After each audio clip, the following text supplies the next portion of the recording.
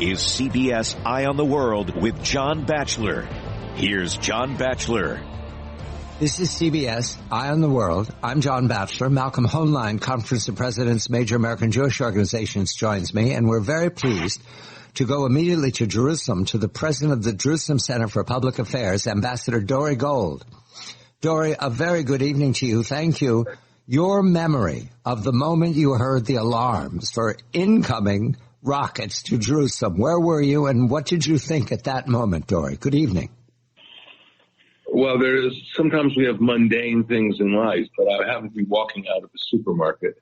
I heard the alarms, and I suddenly said, I can't believe this, because, the Hamas has been telling the world that they want to defend Jerusalem, and that Jerusalem's under threat because of Israel, that the Al-Aqsa Mosque is going to be threatened by Israel.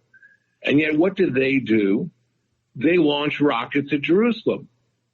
And, the clear-cut contradiction, the hypocrisy was so glaring. The threat went away in a short time. I just wanted to get home to make sure the family was okay.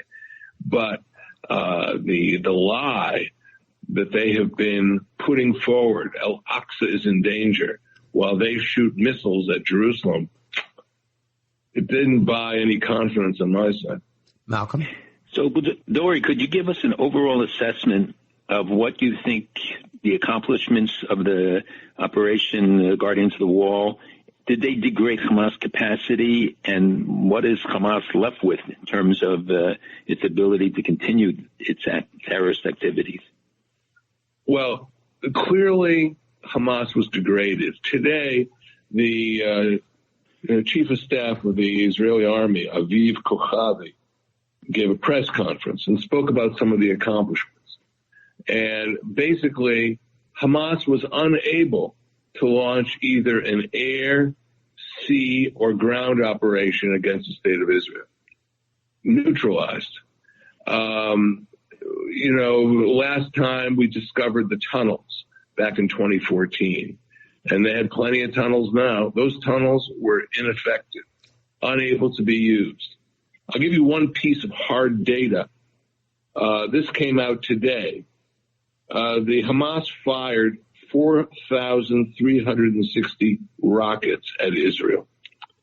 Now, right before the operation, 20% of these rockets were degraded by our intelligence organizations that operated in the Gaza Strip. First of all, that's an extraordinary military feat. But with 20% of those rockets not usable, the ability of Hamas to cause any damage to Israel was severely limited. That was a military victory. However, I have political reservations I can speak about separately. The ambassador is here, Malcolm, to help us understand Israel right now, not just during the conflict. So I wanted to ask you, Dore, about the visit of United States Secretary of State Antony Blinken. He's given an interview on Channel 12 on the news. How was it received in Israel?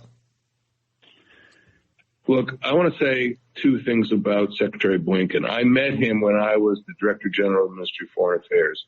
I led a delegation to the State Department.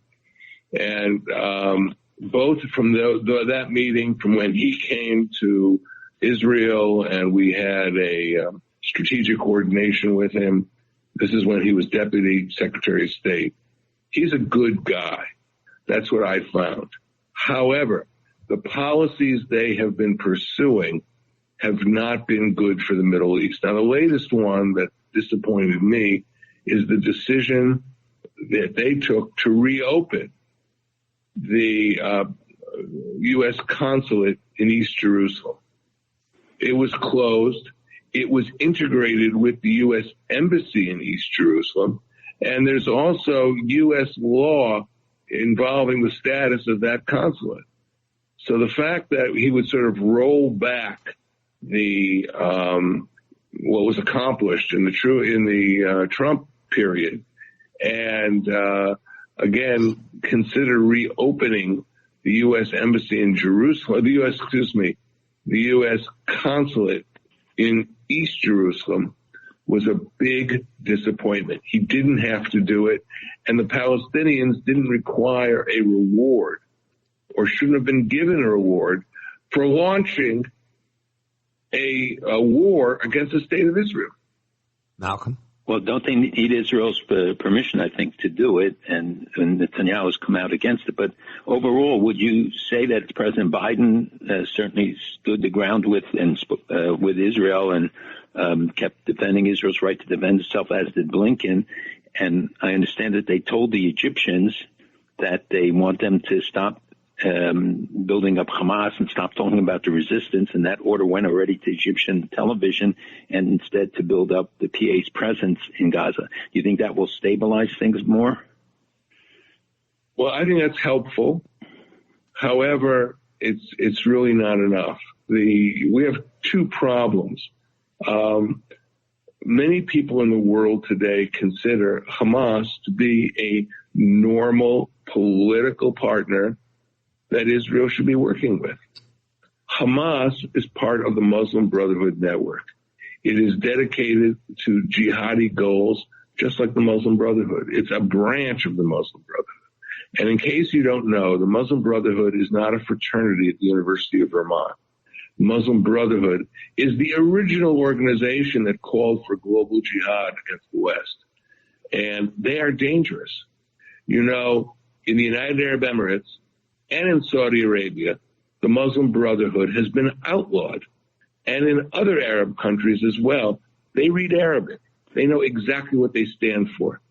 And therefore, anything that empowers, that suggests that Hamas is a possible partner for the state of Israel is bad. Now, one other thing I have to add to that.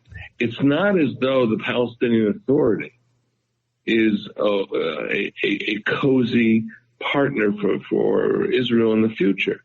You know, the last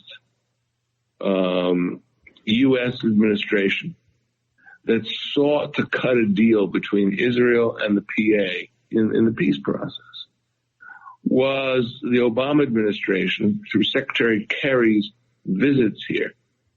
And, you know, there was an American proposal put on the table, which Netanyahu said yes to. But when it was given to Mahmoud Abbas in 2014, he made that famous remark, "I'll get back to you," and he never got back. I'm going into that detail because it's not as though there are these good guys called Fatah and the PLO, and the bad guys are Hamas. They're both bad. Only Mahmoud Abbas and his organization are not lobbing rockets into Jerusalem. Dore, we have about a minute. The Gaza war concluded now, but I was in the Gaza war of 2014. Every 7 years this happens without resolution? 30 seconds, Dore. Look, Israel's in a hard dilemma with Gaza. If it wants to use overwhelming strength, you know, do the Russian Chechnya option, just flatten whole civilian areas. That's something we won't do. True, we would also be condemned in the UN, but it's against our values. It's against the values of the Israeli army. So we can't use conclusive military strength, despite the fact that we have it. And that creates a very difficult situation when you're fighting terrorism. Dore Gold is the president of the Jerusalem Center for Public Affairs. Ambassador Dore Gold. Malcolm Hoenlein, Conference of Presidents, Major American Jewish Organizations. This is CBS Eye on the World. I'm John Batchelor.